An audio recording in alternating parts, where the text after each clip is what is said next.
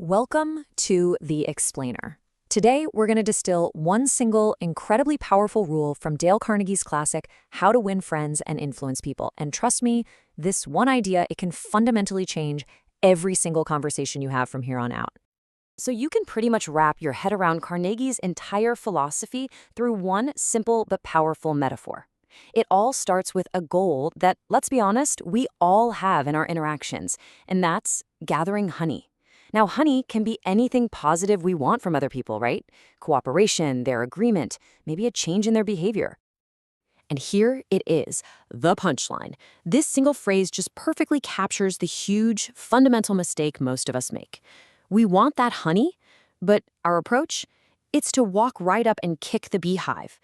And then we wonder why we just get stung. Okay, so what does it actually mean to kick over the beehive in our day-to-day lives? Well, it's something we all do, a lot of the time without even realizing it. You know what it is? It's the act of criticizing, condemning, and complaining.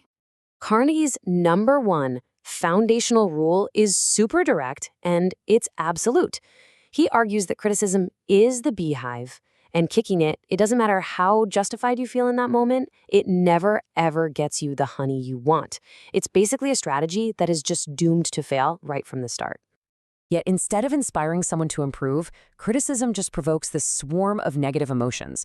You're not going to get cooperation. What you will get is a person who is now actively resisting you, who resents you, and who might even be looking for a little way to get back at you. It literally poisons the very relationship you're trying to make better. But why?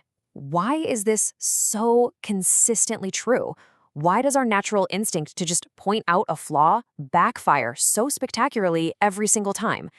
Well, the answer, it turns out, lies deep in human psychology. And this is the million-dollar question, isn't it? Because we're all thinking, but I'm right. The criticism is totally valid.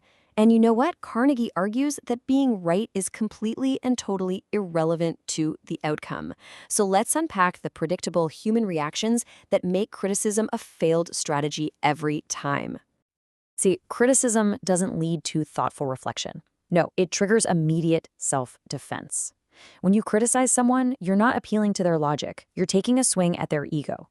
Their brain's first job isn't to solve the problem, it's to protect their sense of self. So they're going to justify, they're going to deflect, and they're going to shut down long before they ever even consider your point.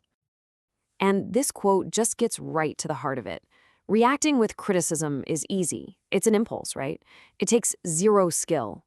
The real art, the actual intelligence, is in choosing a different path. Okay, so if kicking the beehive is the foolish path, what's the wise one?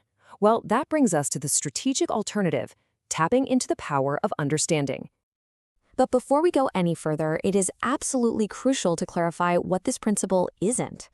Let's be crystal clear about what Carnegie is not saying.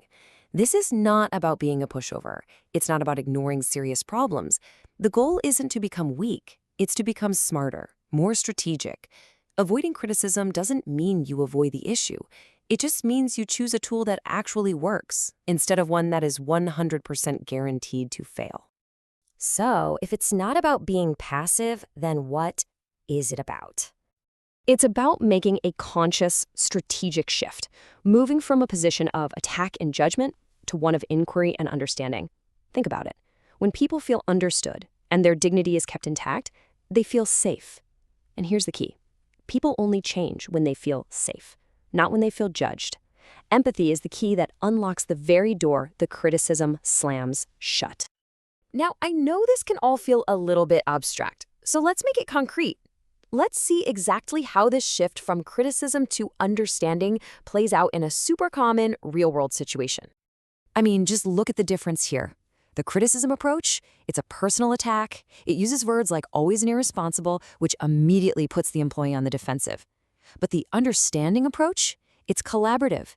It states a neutral observation. We've been starting late. And it opens a door with a question, inviting a conversation instead of a conflict. And this example just demonstrates that core psychological insight perfectly. The first approach attacks the person's self-image, and bam, their defenses go up.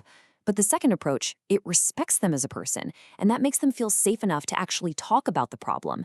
You're so much more likely to find out what's really going on and find a solution with that second approach. Okay, so let's bring it all together. Mastering this one single principle, swapping out criticism for understanding, it's not just some small tweak to how you talk. It has this powerful compounding effect on every single aspect of your life, both personal and professional. This right here is the path to real influence. By consistently choosing understanding, your relationships get better instantly because people feel safe with you. You become the person that others actually want to work with. And this creates a quiet, lasting influence that is so much more powerful than loud condemnation. And ultimately, this is what separates a boss from a true leader. So I'll just leave you with this question. Who in your life needs a little less criticism and a lot more understanding from you? The next time you feel that urge to criticize, just pause. Remember the beehive. And try swapping your criticism for genuine curiosity. Ask a question instead of making an accusation, and just see what happens. You might be really surprised by the honey you find.